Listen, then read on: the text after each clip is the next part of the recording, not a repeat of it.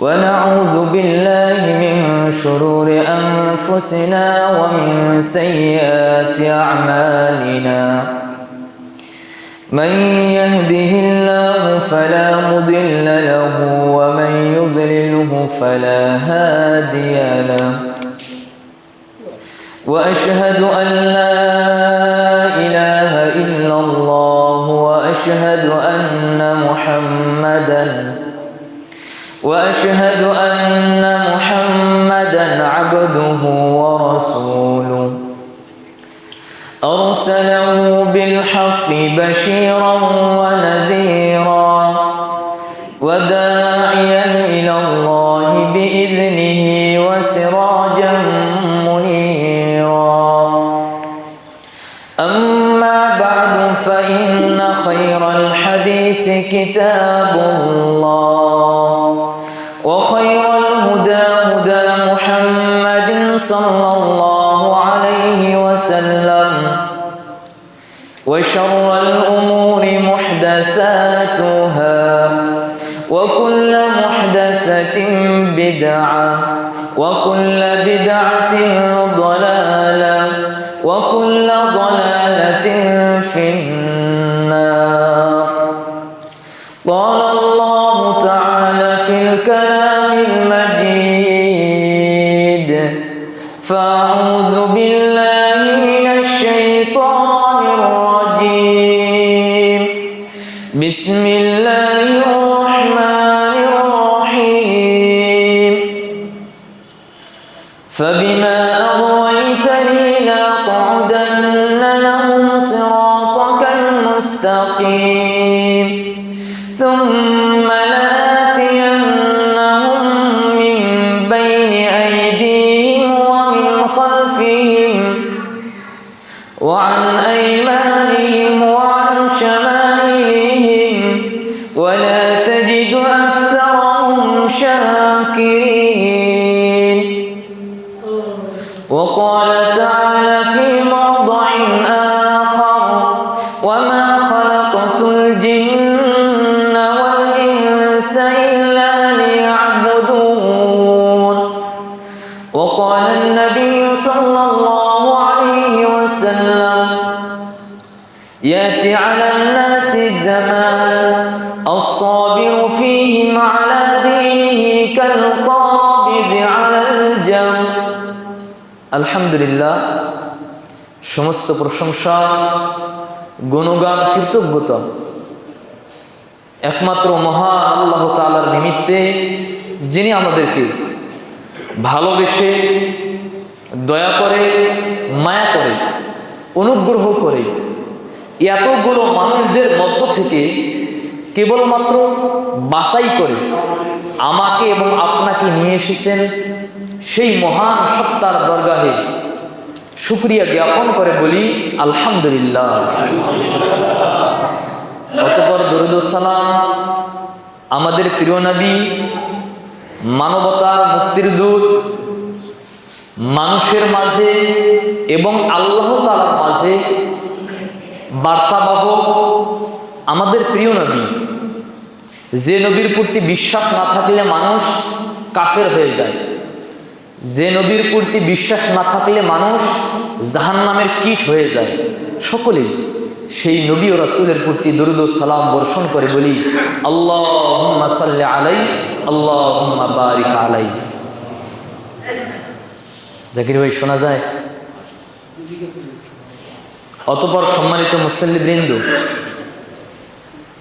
আমি আপনাদের সম্মুখে পবিত্র কোরআনুল কারীমের একটা আয়াত তেলাওয়াত করেছি। এই আয়াত নিয়েই আলোচনা করব। আয়াতটা কি? যখন আল্লাহ তাআলা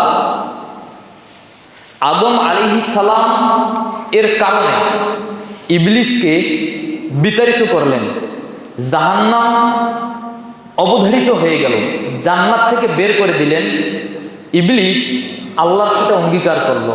অঙ্গীকার কি? আল্লাহ তাআলাকে ইবলিস বলতেছেন চ্যালেঞ্জ ছেড়ে দিয়ে, قال فبما أغويتني لأقعدن لهم صراطك المستقيم। আল্লাহ, আপনি তো এই আদমের জন্য আমাকে গোমরাহ করলেন, এই আদমের জন্য আমাকে জান্নাত থেকে, রহমত থেকে বের করে দিলেন। এই জন্য আদমের সাথে শত্রুতা বশত লা আকুদান্না লাহুম সিরাতাকাল মুস্তাকিম, তোমার যে জান্নাতের পথ আছে, এই জান্নাতের পথে আমি বসে থাকব আদম সন্তানদেরকে গোমরাহ করার জন্য। কি জন্য বসে থাকবে? আদমের সন্তানদেরকে গোমরাহ করার জন্য। কোন পথ থেকে? জান্নাতের পথ থেকে। শুধু বসে থাকবো তাই না, বসে থাকার পরেও ইবলিস বলতেছেন সুম্মা লাআতিয়ান্নাহুম মিন বাইনি আইদিহিম ওয়া মিন খালফিহিম ওয়া আন আইমানিহিম ওয়া আন শামাইলিহিম। আদম সন্তানদেরকে গোমরাহ করার জন্য তাদের সামনে দিয়ে আসবো, তাদের পেছন দিক দিয়ে আসবো, তাদের ডাইন দিক দিয়ে আসবো, বাম দিক দিয়ে আসবো। কখনো ভালো মানুষের রূপ ধরে, কখনো রাজনৈতিক নেতার রূপ ধরে, কখনো জান্নাতের আশা নিয়ে, কখনো জাহান্নাম থেকে মুক্তির জন্য, কখনো বা সওয়াবের নামে, কখনো বা পাপ থেকে বাঁচিয়ে রাখার নামে বিভিন্ন দিক থেকে এই আদম সন্তানদেরকে আমি আক্রমণ করব একটা রাস্তা থেকে গোমরাহ করার জন্য, জান্নাতের রাস্তা। এরপর ইবলিস বলতেছেন ওয়ালা তাজিদু আকসারাহুম শাকিরিন, আমি যখন তাদেরকে গোমরাহ করব, হে আল্লাহ, যখন এই আদম সন্তানকে আমি গোমরাহ করব, তার অধিকাংশকেই আপনি কৃতজ্ঞতা আদায়কারী পাবেন না, অধিকাংশ অকৃতজ্ঞ। আল্লাহ তাআলার সঙ্গে ইবলিস এই অঙ্গীকার করলো। এরপর আল্লাহ তাআলা কি বলতেছেন জানেন? আল্লাহ তাআলা সূরা সাবা 20 নম্বর আয়াতে বলছেন ওয়ালাকাদ সাদ্দাকা আলাইহিম ইবলিসু যান্নাহু ফাত্তাবাউ ইল্লা ফারীকাম মিনাল মুমিনিন। ইবলিস আদম সন্তানের উপর তার যে প্রতিশ্রুতি, তার যে চ্যালেঞ্জ, এই চ্যালেঞ্জকে সে বাস্তবায়ন করেছে। এই জন্য মানুষরা ইবলিসের অনুসরণ করে। ইল্লা ফারীকাম মিনাল মুমিনিন, তবে হ্যাঁ, মুমিনদের ছোট্ট একটা দল, সামান্য কিছু মানুষ, এরা বাদে, এরা ইবলিসের অনুসরণ করবে না, এরা আল্লাহর অনুসরণ করবে। আপনারা যারা আছেন, তাহলে আপনাদেরকে যদি জিজ্ঞাসা করি আদম সন্তানের সবচেয়ে বড় শত্রুকে, কি বলবেন আপনারা? ইবলিস, তাই না? ইবলিস কি কোনোদিন আপনাকে সৎ কাজে বাধা দিয়েছিল? না, আমার মনে হয় কেউ ইবলিসকে দেখে নাই। আপনাদের কাউকে ইবলিস কোনদিন সৎ কাজ থেকে বাধা দেয় নাই, মন্দ কাজ করতে বলে নাই। কিন্তু ইবলিস সরাসরি আপনাকে মন্দ কাজ করতে বলে নাই, ইবলিস সরাসরি ভালো কাজ থেকে বাধা দেয়নি। কারা দিয়েছে? ইবলিসের অনুসারীরা।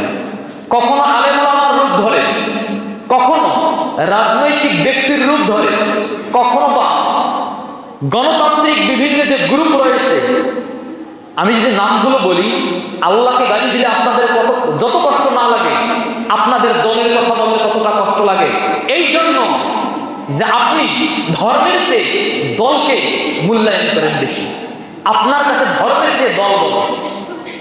এই দেশে কোন নেতা নেত্রীর কথা বললে সাথে সাথে তার বিরুদ্ধে মামলা হয়ে যায়, কিন্তু আল্লাহকে নিয়ে, তার রাসূলকে নিয়ে কটূক্তি করলে তার পক্ষে আওয়ামী লীগও দাঁড়িয়ে যায়, বিএনপিও দাঁড়িয়ে যায়, জামাতেরা ভূমিকা পালন করে। সবাই যেন মুখে কুলুপ এঁটে থাকে, কেউ কোনো কথা বলে না। কারণ কি? এইগুলোর মাধ্যমে আল্লাহ তাআলা পরীক্ষা করছেন আপনি কোন দল। ইবলিসের দলে না, গুটি কয়েক মানুষ মুমিন যারা, তাদের দলে। সম্মানিত মুসল্লিবৃন্দ, এতক্ষণ যে কথাগুলো বললাম, কেন বললাম, আমি কি বিষয়ে কথা বলতে চাই? আজ থেকে কয়েকদিন আগে মানিকগঞ্জের কোনো এক রাজনৈতিক দলের নাম বললে আপনাদের আঘাত লাগবে, আপনাদের ঈমান দলের প্রতি বেশি, আল্লাহর প্রতি নাই। যারা মনে করছে হুজুর মনে হয় নামটা কইলে আমার অন্তরে লাগে, তাদের অন্তরে ঈমান নাই। কালেমা পড়তে হবে, তওবা করে মুমিন হতে হবে। কোন এক রাজনৈতিক দলের ভোট প্রার্থনা সম্মেলন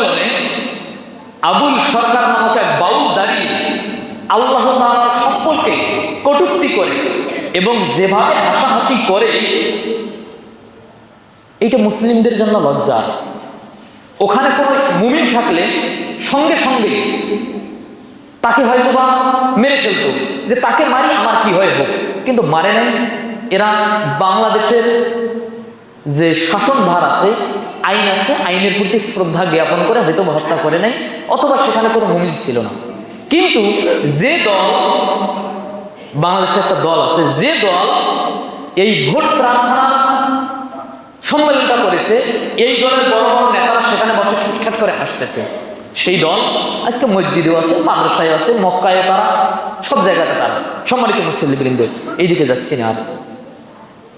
আবুল সরকার যে আল্লাহ তাআলাকে নিয়ে তার ধৃষ্টতাপূর্ণ, ক্রুসিপূর্ণ যে মন্তব্য করল, ঠাট্টাস্বরূপ যে কথা বলল, এটাকে শুধু মানিকগঞ্জের সেই সম্মেলনেই হয়েছে, বাউলদের সেই অনুষ্ঠানেই হয়েছে না, বরং এই ধরনের কর্মকাণ্ড সারা বাংলাদেশ ব্যাপী বাউলদের বিভিন্ন অনুষ্ঠান, বিভিন্ন কথাবার্তায় এইগুলো চলে আসছে।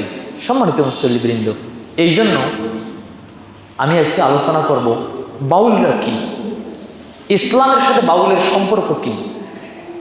ছোট থেকে বড় হয়েছি, আগে মনে করতাম বাউলরা ভালো, এখন আপনারা অনেকেই মনে করেন বাউলরা ভালো।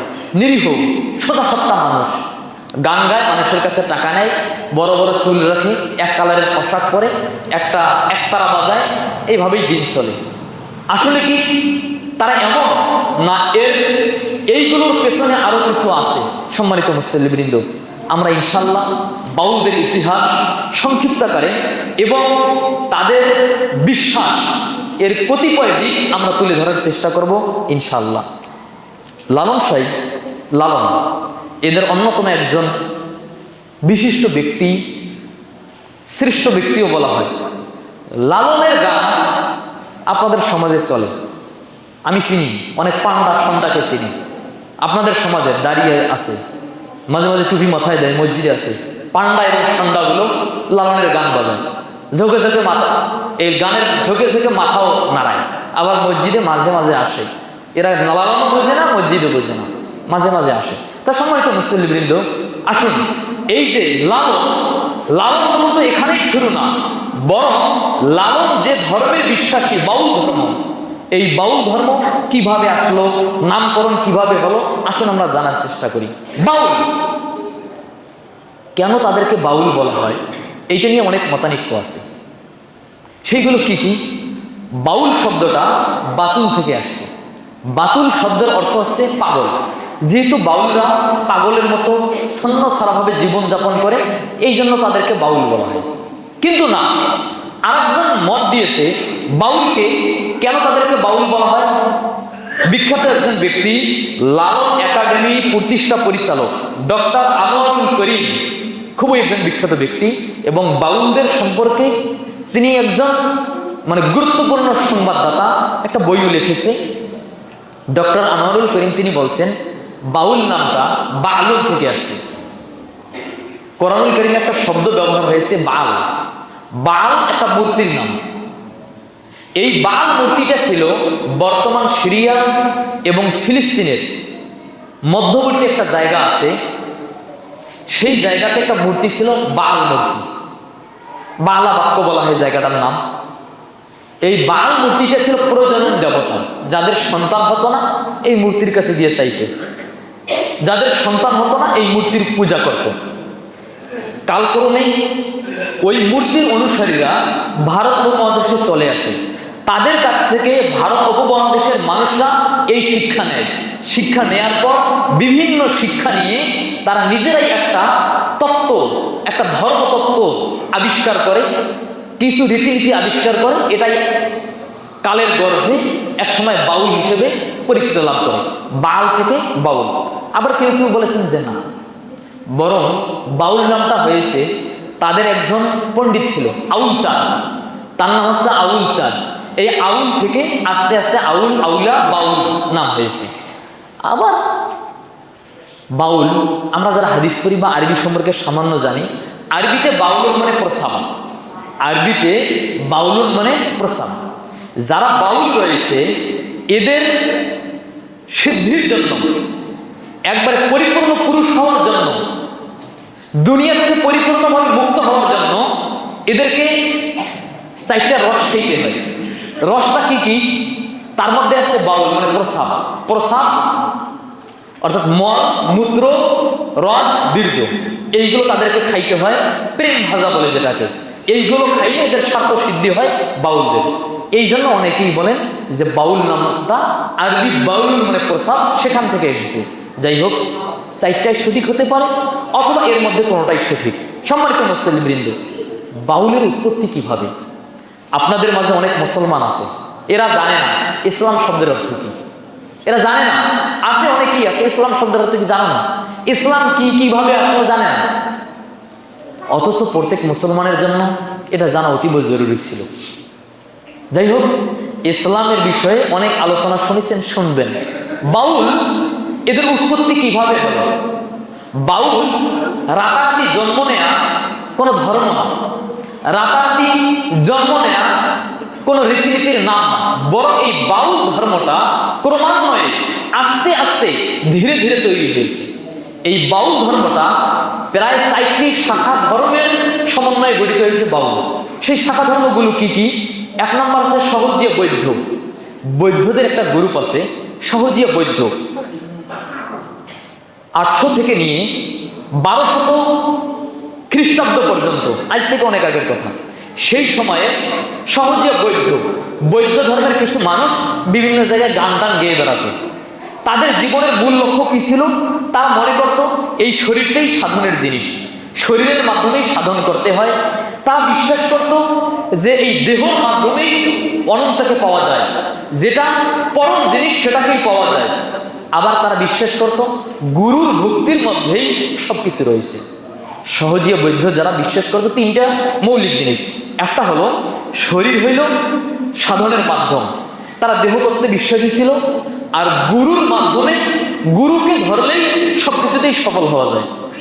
এভাবে সহজীয় বৌদ্ধ চলে আসতে আসতে 1100 থেকে 1400 খ্রিস্টাব্দ পর্যন্ত, 1100 থেকে 1400 খ্রিস্টাব্দ পর্যন্ত এই বিষয়টা, এই সহজীয় বৌদ্ধটা আর একটা গ্রুপ ছিল নাথযোগ।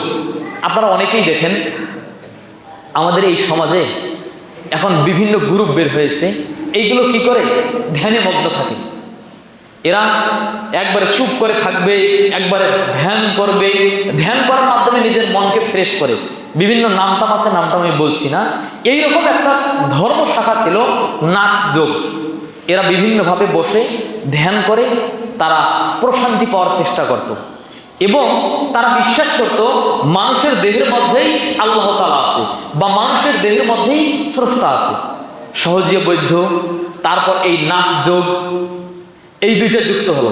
এরপর পরিশেষে 1500 থেকে নিয়ে 1700 শতাব্দী পর্যন্ত তাদের সঙ্গে বৈষ্ণব সহজিয়া আর একটা ধর্ম আছে, এরাও যুক্ত হয়ে গেল।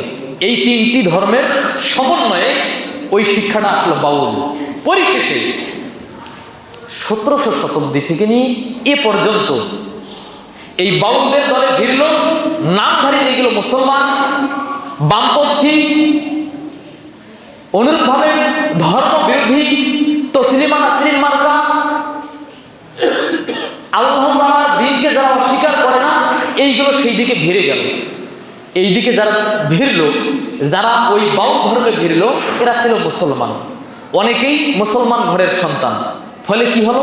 ওই বাউলের যে পূর্বের চিন্তা চেতনা, এই মুসলমানের চিন্তা চেতনা এক হয়ে মোশাক্কাল একটা ধর্ম তৈরি হয়ে গেল, বাউল ধর্ম।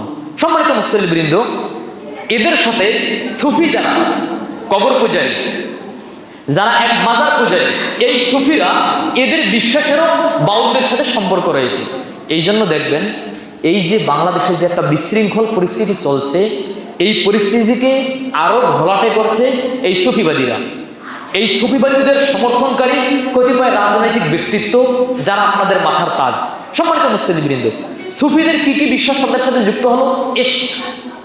দৈব ভালোবাসা, দৈব প্রেম, মানুষের প্রেম, পরনারীর প্রতি প্রেম, পরনারীর প্রতি আসক্তি, নারীর প্রতি ঝোঁক ইত্যাদি, এটা হচ্ছে একটা দৈব প্রেম। তারপর এদের সাথে যুক্ত হলো কি মারেফতি গান। আপনাদেরকে অনেকেই বলবে শরীয়ত দুই ভাগে বিভক্ত, একটা হলো হাকিকত আর একটা মারেফত, আবার কি কি জানি অনেক কথাগুলো বলে। যাই হোক, এই সুফি সাধকদের মারেফতি চিন্তা ভাবনা তাদের সাথে যুক্ত হয়ে গেল।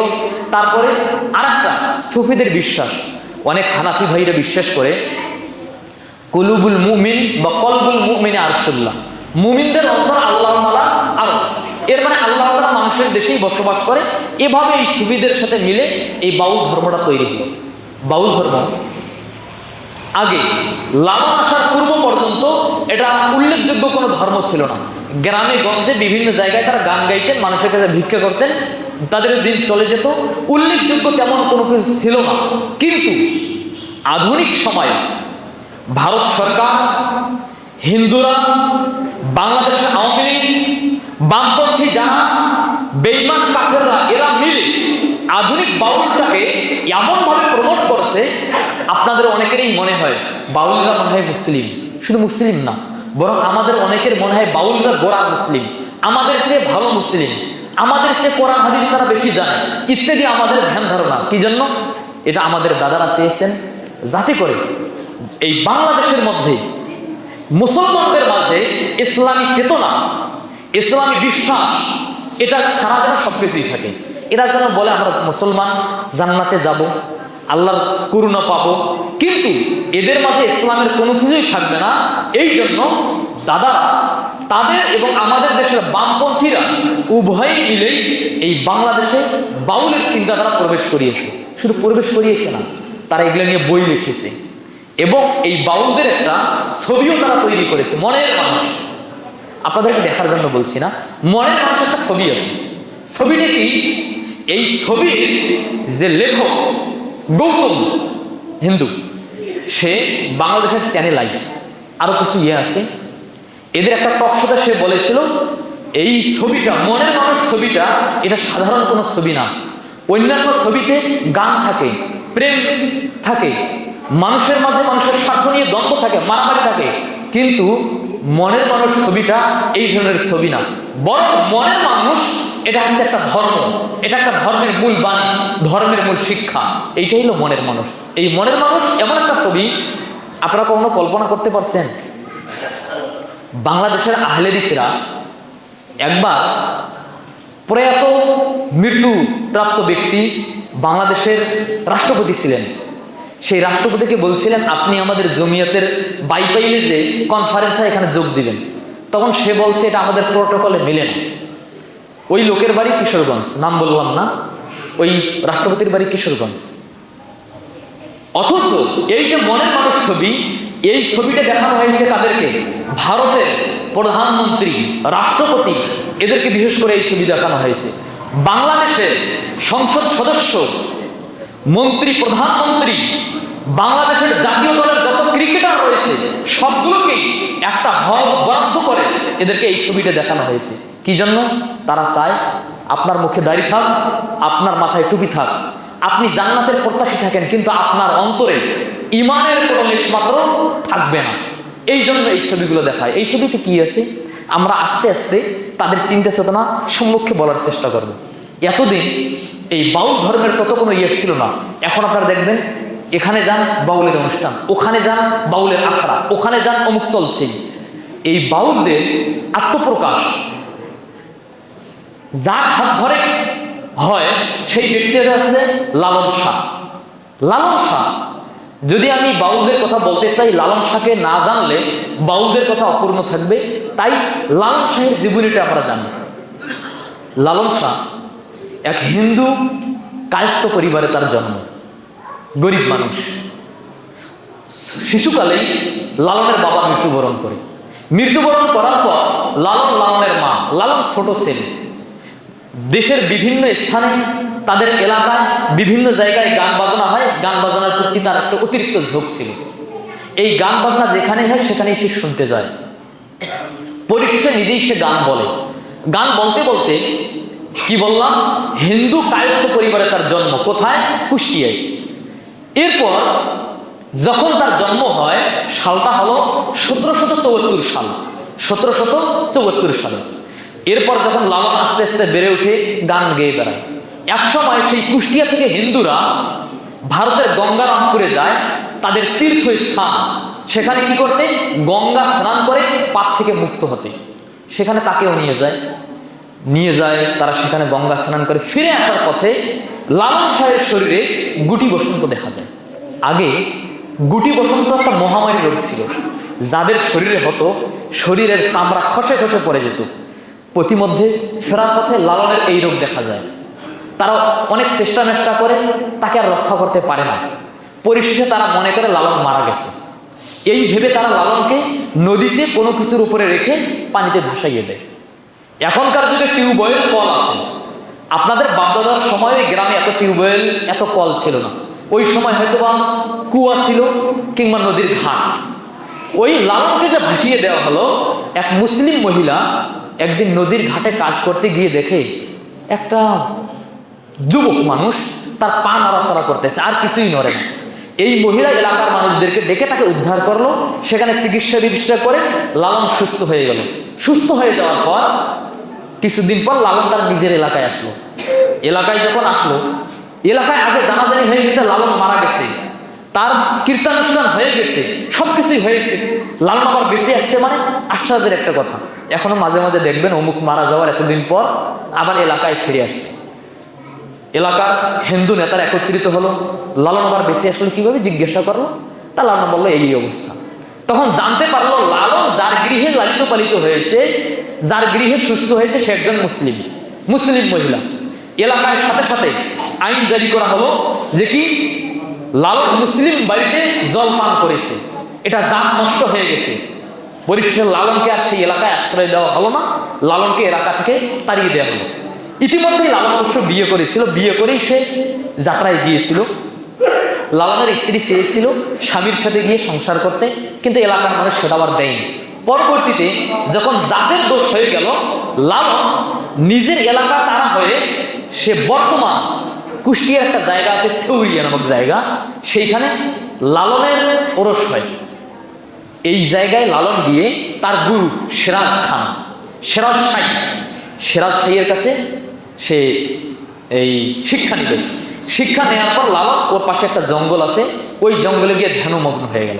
আগে কিন্তু বলেছি এই লালন ধর্মটা, বাউল ধর্মটা একদিনে আসা না, সহজীয় বৌদ্ধ বিভিন্ন ধর্মের সমন্বয়ে এই বাউল ধর্ম আসা। লালন সেখানে গিয়ে ধ্যানমগ্ন হয়ে গেল। ইতিমধ্যেই লালন জানতে পারে তার মা মারা গেছে। তার মায়ের কীর্তনানুষ্ঠানের জন্য যা যা দরকার লালন জঙ্গল থেকে সবগুলো পাঠিয়ে দেয়।